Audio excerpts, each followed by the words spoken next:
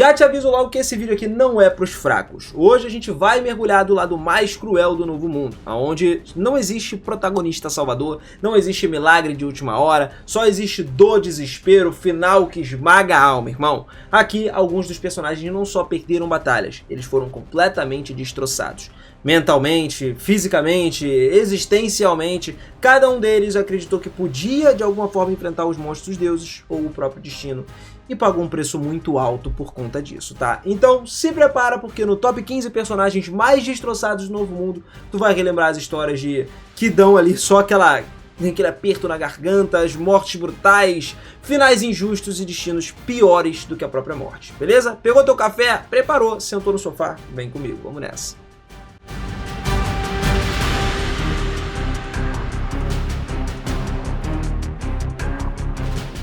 Fala, seus otakus, beleza? Eu sou o Vina e sejam muito bem-vindos a mais um vídeozão aqui no canal. E galera, é o seguinte, você já se perguntou por algum personagem do Novo Mundo se resistiria a uma luta contra Nazarick? Imagina viver a sua vida inteira treinando pra caraca, farmando experiência, sendo considerado uma divindade só no seu país, para que uma criança elfa possa quebrar suas armas com um único golpe. Overlord esconde mistérios muito perturbadores, mas um dos maiores é a diferença ridícula de poder que o anime não explica tão bem quanto ele deveria. No universo de Overlord, ele opera num sistema de níveis que vai de 1 a 100, tá? Herdado do MMORPG do Yggdrasil.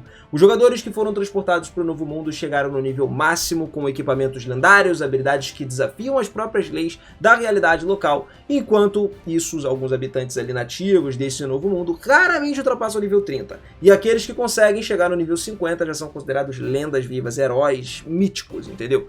Essa disparidade cria algumas situações meio que trágicas, né? E muitas vezes terrivelmente injustas. Guerreiros que se dedicam por décadas são derrotados em segundos. Magos dominando todas as séries arcanas de magias conhecidas sobre esse mundo e acabam literalmente sendo uma magia de baixo nível em Yggdrasil, pelos padrões de lá.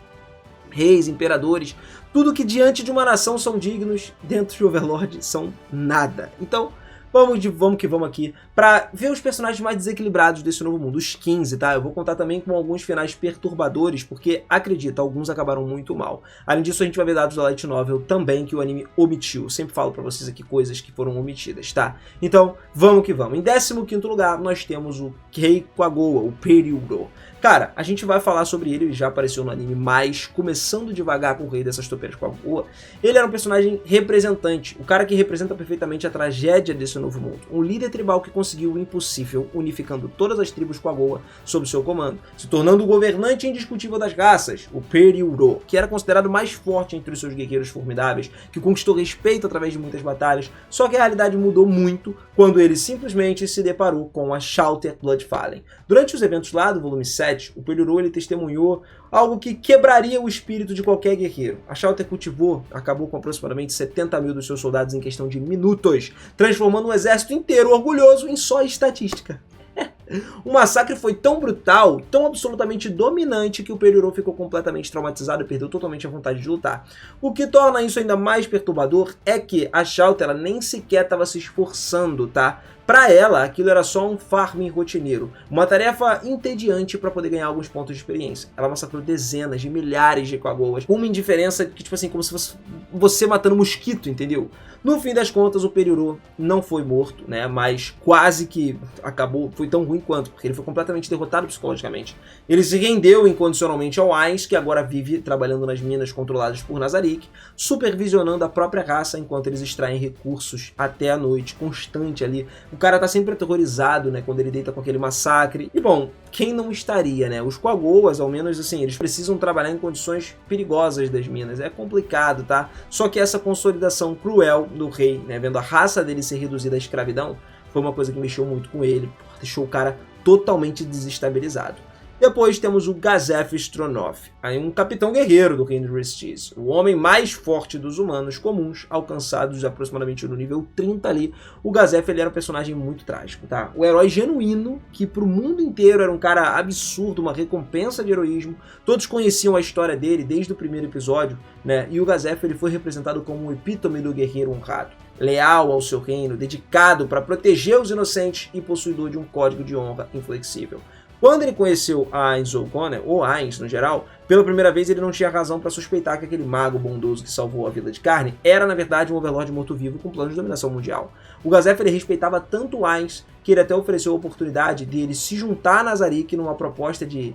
revelava aí, né, quanto o Ainz admirava ele como um guerreiro humano e tal, só que o orgulho do Gazef e a lealdade dele do rei falaram muito mais alto. Ele escolheu enfrentar o Ainz no campo de batalha, sabendo perfeitamente que ele não tinha chance nenhuma de vitória.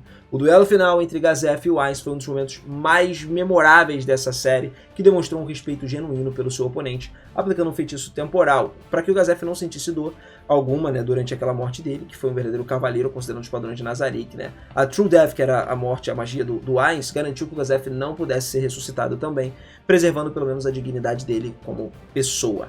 O elemento mais triste é que o Gazef morreu acreditando que o sacrifício serviria para alguma coisa, né? Que a morte dele ia inspirar talvez os outros a resistirem, ou no mínimo demonstrar ao mundo a ameaça que o Ainz representava. Mas, sendo brutalmente honesto aqui, não ajudou absolutamente nada. O reino ele só caiu de qualquer maneira, a morte do Gazef foi só mais um passo, mais para um plano meticulosamente calculado do Ainz. O Gazef ele era nível 30, como a gente falou, no mundo onde o nível 30 se tornava uma lenda. Mas um jogador de nível 100, né, contra ele não teria como. Poderes divinos, itens divinos, ele nunca teve chance. A história dele é um lembrete cruel de que Overlord, cara, coragem, honra e tal, não são suficientes para um poder absoluto, não. Depois temos o Brain. Tem atenção especial aqui o Brain, porque, cara, o Brain Unglaus, ele já tinha diferenças enormes, né, da Web Novel, o rascunho inicial do autor, que a gente sabe, para Light Novel, e essas diferenças ilustram como a narrativa evoluiu e como o destino do Brain, ele foi refinado, né, se tornando mais impactante. Na Web Novel, galera, o Brain ele acabou sendo capturado pela Shallter, transformado em um vampiro escravo e era extremamente sombrio, tá? Onde ele literalmente perdeu toda a humanidade, a dignidade que ele tinha, se tornou só mais um servo irracional no controle mental da Shallter. Era um destino cruel para aquele que dedicou toda a sua vida no domínio da espada. Só que na Light Novel oficial, o Brain ele foi diferente. Ele recebeu o verdadeiro momento de glória dele, um final que, mesmo que tivesse sido trágico, possuía uma beleza até que melancólica, tá? E durante a destruição sistemática do reino de Restize, sequestrado pelo Ainz, o Brain ele tomou a decisão que definiu o caráter dele. Ele ficou para trás, sozinho, para enfrentar o Cocytus, o guardião insetoide de Nazarick, mesmo sabendo ali que ele tinha certeza de que morreria, tá? Esse não é um ato de ignorância ou falsa esperança, não. O Brain, ele compreendeu perfeitamente a diferença de poder entre ele e o Cocytus. Mas ele fez isso não por orgulho, foi por respeito ao Gazef, que era o seu amigo rival, e para provar que ele superou os antigos demônios da covardia. Para esse confronto final, o Brain, ele consumiu a poção especial que permitia que o humano quebrasse temporariamente os limites naturais por alguns preciosos segundos, né? Então, basicamente, ele atingiu aproximadamente um nível 40, ultrapassando até os que possuem um limite comum ali, e ele conseguiu executar a técnica suprema desenvolvida através de anos de treinamento obsessivo, mesmo que o ataque não tivesse causado dano real ao Cocytus, né, que estava num nível completamente diferente. Algo extraordinário aconteceu. Ele, que era um guerreiro Cocytus, valorizando profundamente a honra marcial, ele ficou genuinamente impressionado, e pela primeira e única vez ele reconheceu um habitante desse novo mundo como um guerreiro verdadeiro, digno de respeito. Como tributo, Cocytus usou a magia de gelo para congelar perfeitamente o corpo do Brain, preservando ele como uma estátua eterna de um guerreiro com glória máxima.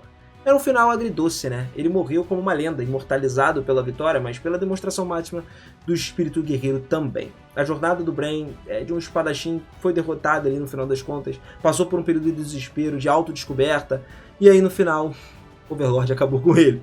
E 12º temos a Clementine. Clementine, que era a adoradora de abraços mortais ali, né? Uma das vilãs mais memoráveis da primeira temporada. Inclusive trouxe um vídeo dela recente aqui no canal sobre o corpo dela, o que aconteceu.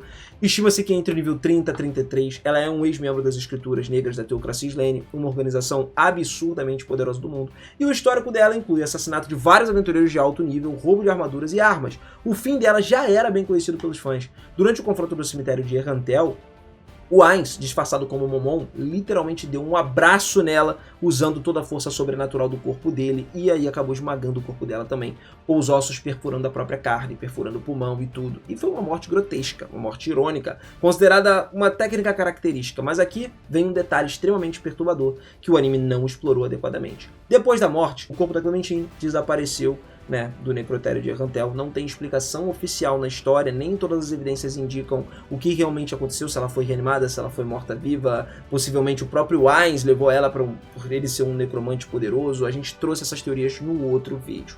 Se ela foi realmente reanimada e manteve suas memórias, é possível que certas magias de alto nível também tenham ficado com ela. Então existe uma bomba relógio solta pelo mundo aí. Alguém sabe o que está acontecendo, né? O Rei Feiticeiro e o Ainz são a mesma pessoa e ela sabe disso. E essa informação é extremamente perigosa. Tão perigosa que poderia comprometer seriamente os planos do Ainz se chegasse aos ouvidos errados. Mas independente de qualquer coisa, a Clementine representa um tipo específico de personagem Overlord.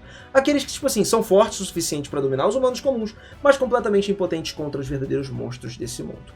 11º lugar, Flooder Paradigm. O Flooder ele é o mago mais poderoso do Império Bahamut, uma figura lendária que serviu a família imperial, né, por mais de 200 anos através de magia que se estende ali pela vida. Com aproximadamente nível 60, ele é considerado um dos humanos mais poderosos vivos, tendo atingido o 6º nível ali de magia arcana, meus amigos. Algo que só um punhado de pessoas específicas desse novo mundo conseguiu fazer.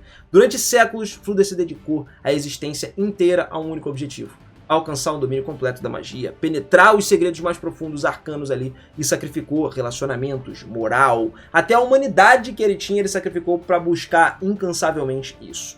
Sempre teve um limite, né? O 7º nível de magia, que parecia eternamente além do alcance dele. Então ele conheceu o Ainz. Quando o Flooder conheceu, ele percebeu o verdadeiro poder mágico do nosso caveirão, algo que quebrou dentro dele. O Ainz ele não só dominava o 7º nível de magia, mas o 8º, o 9º e até o lendário 10º nível, que o Flooder nem sabia que existia. Foi como se um homem se dedicasse a vida inteira a escalar uma montanha. Ele descobriu que ele estava só no primeiro degrau, tá ligado? Uma escada infinita. É tipo isso.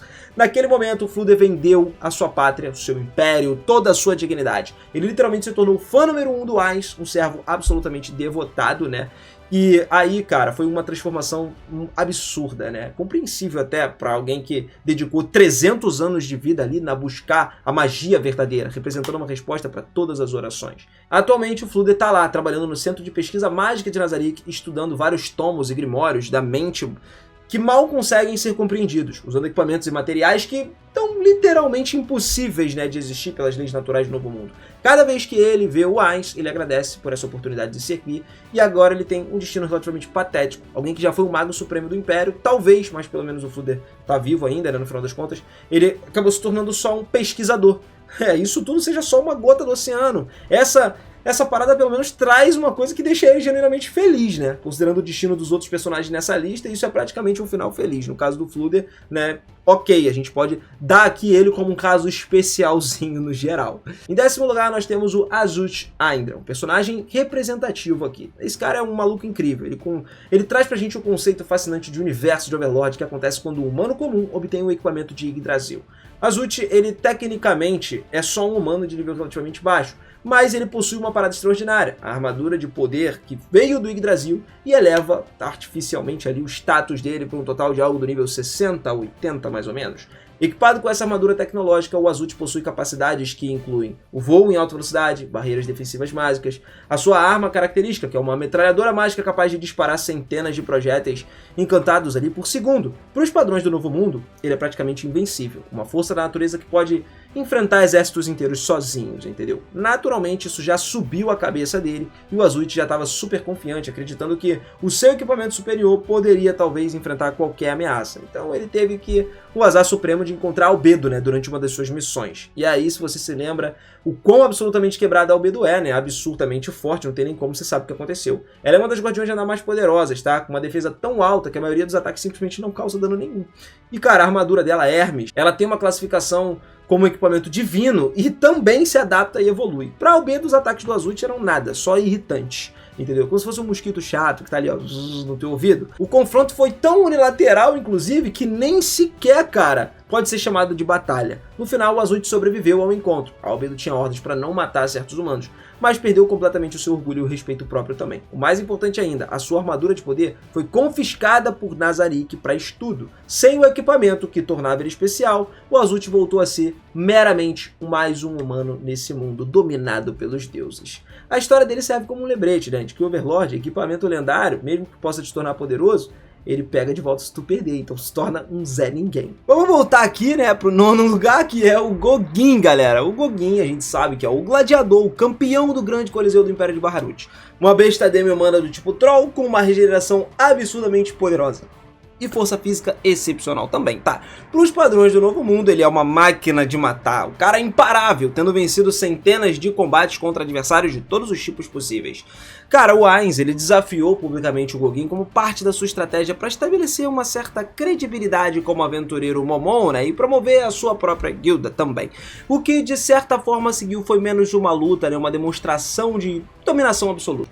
A humilhação foi meticulosamente planejada, o Ainz ele desativou propositalmente todas as suas defesas passivas, como a aura que mata instantaneamente criaturas de baixo nível, para poder criar a aparência de uma luta justa.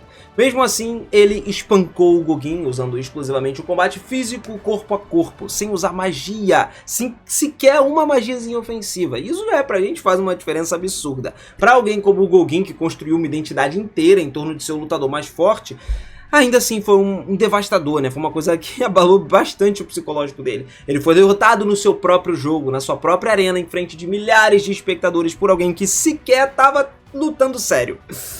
Triste, irmão, triste. Mas depois dessa derrota, o Gogin ele jurou lealdade eterna ao Ainz. Isso é uma coisa boa, ele reconheceu a força do cara que era tão superior que, cara, resistir seria assinar o próprio suicídio, o próprio óbito, né? Atualmente, ele tá trabalhando pro Reino Feiticeiro, usando a experiência do combate dele para treinar outros monstros demi-humanos que foram incorporados ao exército do Ainz. Então, em Overlord a gente sabe que pessoas como o Gogin aprendem, basicamente tem duas opções, ou trabalha para Nazarick, ou resiste até morrer, né? Para sobreviver, ele preferiu ir pra lá. Em oitavo lugar temos a Evil Eye, né? Evil Eye. A Evil Eye, cara, ela, o nome verdadeiramente, na verdade, é Keno Fasris. É um dos personagens mais complexos aqui e mais trágicos de Overlord também. Você já deve ouvir essa história. Uma vampira de aproximadamente 250 anos de idade, de nível estimado em 50. Ela é a aventureira mais poderosa do grupo das Blue Roses e também uma das forças militares mais poderosas do reino de Restis. A história de fundo dela é profundamente triste, tá?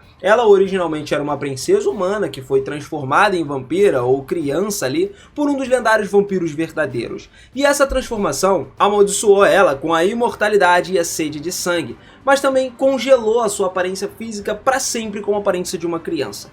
A Evil Eye genuinamente é poderosa para os padrões do Novo Mundo. Ela domina magia de 5º nível e pode voar, possui uma visão mágica que penetra algumas ilusões e tem resistência a várias formas de controle mental e morte instantânea. O maior feito, inclusive, demonstrado foi participar de um confronto contra a Antoma Vasilissa Beta, que já era uma das players de Nazarick e uma muito forte, né? Ela lutou do lado do Momon ali, conseguindo segurar na linha de frente contra essa inseticida, basicamente, especialmente preparada.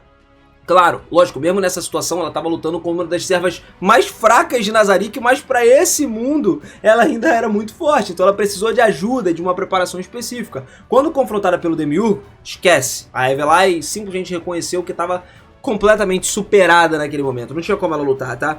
O destino na Light Nova, inclusive, era muito agridoce. Quando o Ainz decidiu apagar o Reino Restis do mapa sistematicamente, transformando ele num estado vassalo controlado por mortos-vivos, a Evil Eye e o resto do grupo das Blue Roses conseguiu escapar. Elas fugiram para terras distantes e se tornaram essencialmente refugiadas, entendeu? E a ironia cruel é que a Evil Eye, ela estava profundamente apaixonada pelo Momon, que é o aventureiro da Mantita que lutou do lado dela. Só que ele é o Ainz e ela não tem ideia de que eles são a mesma pessoa, entendeu? Ela ama o homem que salvou Errantel sem saber que ele é o monstro que destruiu o lar e matou centenas de milhares de pessoas. Até existe a história alternativa que a gente conhece, que é o lado da história da Evil Eye lá, que ela e o Ainz realmente formam um vínculo genuíno, lutam juntos para salvar o mundo. E nessa realidade alternativa, eles teriam sido muito felizes juntos. Só que a linha do tempo principal de Overlord, esse futuro acaba sendo roubado dela, não existe e nem pensa em existir. Então, vamos agora para o sétimo lugar, temos Kit Bers, membro do grupo dos 13 heróis e necromante. Ela é aquela velha, né, a Ygritte, que a gente conhece, que a encontrou lá com o Platinum Dragon Lord. Mesmo que seja forte para os padrões humanos, ela já está muito velha atualmente. E ela só recua, né? Sabendo que o mundo vai ruir, basicamente. Mas é incapaz de fazer qualquer coisa para impedir que esse negócio aconteça. E é aqui que começa a diversão. Porque os descendentes dos jogadores dragão entram em cena agora, tá? A Ygritte a gente não tem muito o que falar dela. Só que ela é uma coroa já meio que aposentada, mas que era uma pessoa muito forte. E mesmo que deixe as coisas acontecerem. Mas em sexto lugar nós temos o Capitão da Escritura Negra, o humano mais forte da Teocracia Slane. Ele é o descendente de um jogador antigo, né, algo próximo ao nível 60, 60, mais forte do que as próprias Pleiades, como a Solution, mas vive com um trauma terrível, podemos dizer assim. Na primeira temporada, quando eles tentaram controlar a Shallter, ele tentou enfrentar ela diretamente, a Shallter deu só um tapa casual nele e saiu lançando ele pra longe, tipo, centenas de metros de distância. E a partir daquele dia ali, ele soube que se Nazarick atacasse a sério, a humanidade não teria qualquer chance, entendeu?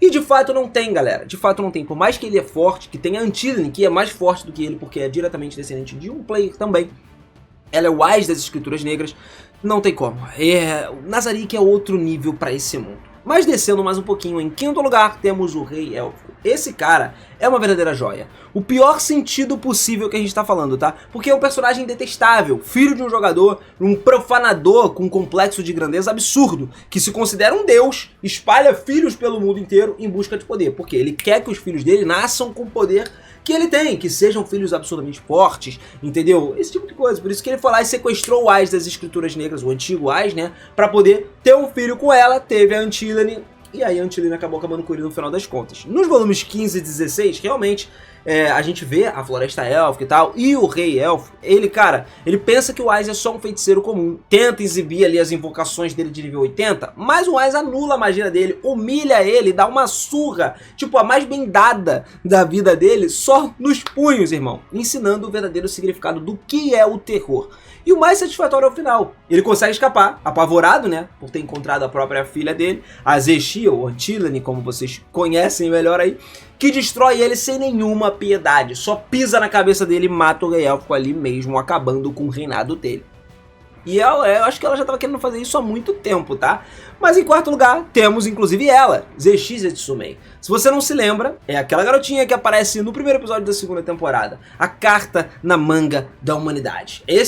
Sabe que ela tá no nível alto, nível 88, possui um talento extremamente quebrado. Pode usar habilidades de qualquer arma, basicamente, que toque, ou até mesmo habilidades supremas, né, como as do Ainz. E existe uma discussão eterna sobre se ela poderia usar a espada Rei Zored ou não. Mas isso aí já é um assunto para o outro dia. A Zexia, ela acredita que ninguém conseguiria tocar ela e que só se casaria com alguém que fosse forte o bastante, assim, mais forte do que ela, para poder derrotar ela. Bom, ela encontrou o Maré lá no volume 16. E é aqui que vem a parte engraçada. Ele, com aquela carinha de inocente, que saião, inclusive estava vestido de mulher, simplesmente deu nela um puxão monumental, quebrava os braços, as costelas, deixou ela inconsciente. Vida longa aos recém-casados aí, né? Viva pra gente! Mas a gente sabe, galera, o destino dela é incerto ainda. Ela foi capturada por Nazarick, o Ainz leu as memórias dela, descobriu que foi a Teocracia que manipulou a Shallter e agora a Zexia está sendo interrogada. Provavelmente ela vai ser usada por alguns experimentos naquelas fazendinhas do Demiurgo. Sim, é exatamente o que você tá pensando, tá? Então, no final das contas, vai rolar muita coisa ainda, tem muita água por lá. Então, tô ansioso pra ver esse volume novo. Bora, Maruyama, libera pra nós! Lá ele. Mas vamos lá. Em terceiro lugar, temos o Dragão Senhor de Bônus aqui, que é um verdadeiro dragão capaz de usar magia selvagem. Esse cara, ele passou o tempo fazendo experimentos com os humanos para poder criar linhagens fortes.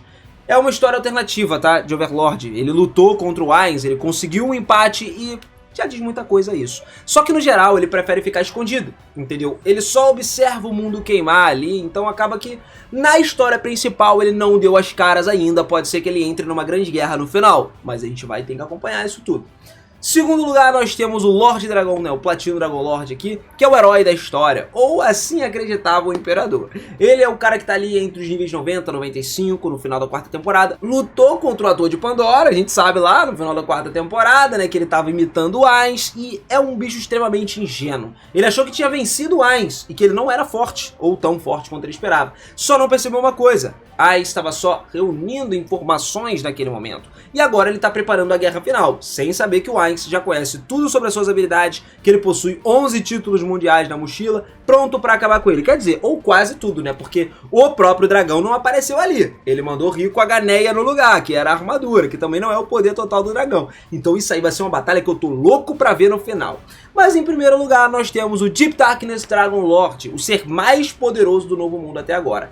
Esse dragão está escondido numa caverna gigantesca que possui mais ou menos uns 20 itens de nível mundial com ele, tá? Até se falou que ele já desviou um ataque direto de um jogador no passado. Ninguém sabe. O próprio autor ele confirmou que num contra um ele derrotaria qualquer guardião de andar, exceto a Shallter, porque ela é o seu contranatural, tipo assim, o counter natural dele, entendeu? É a única ameaça real pro Ainz, é esse dragão. Mas sejamos honestos, cara. O Ainz ele nunca luta limpo, e o cara tá sempre preparado, ele sempre envolve a guilda inteira, recursos, trapaças, estratégias paranoicas ali, e esse dragão acabaria virando só material de artesanato para uma nova armadura do Ainz. E isso é uma parada que eu adoraria ver, uma das batalhas mais insanas que pode acontecer em Overlord. O Maruyama já sabe como vai ser o final, a gente tá se aproximando do final da novel e eu tô doido pra acompanhar isso. Como dá pra ver, o equilíbrio em Overlord ele tá completamente quebrado. Do 15º lugar até aqui no final, juntos, eles não conseguiriam sequer tocar um guardião de andar. A Zexi é a única esperança da humanidade e acabou de ser capturada e tá na fazenda feliz. O rei elfo, humilhado, destruído com a própria filha. Os dragões supremos todos escondidos, tá todo mundo com o rabinho entre as pernas, literalmente. A história de Overlord, ela não é sobre heróis vencedores, galera. É sobre o mundo aceitando que agora eles têm novos donos, irmão. Não tem jeito. E agora que o Ainz sabe a verdade sobre a Theocracia Slane, graças às memórias da Zexi, o próximo volume vai ser um massacre total. Uma turbo carnificina, digamos, histórica, que muita gente tá louca pra assistir. E eu acho que você também tá. Então já capricha no seu like se você curtiu esse top 15 da gente. E não esquece de se inscrever no canal e de ativar o sininho também. É importante estar com o sininho ativado. Saiu o vídeo novo, tu já vem correndo assistir, cara. E eu não vou te deixar de fora dessa, tá? Vamos acompanhar isso tudo junto com todas as novidades. Aquele beijo no coração, forte abraço, se sinta muito abraçado. E eu te vejo no próximo vídeo. Valeu!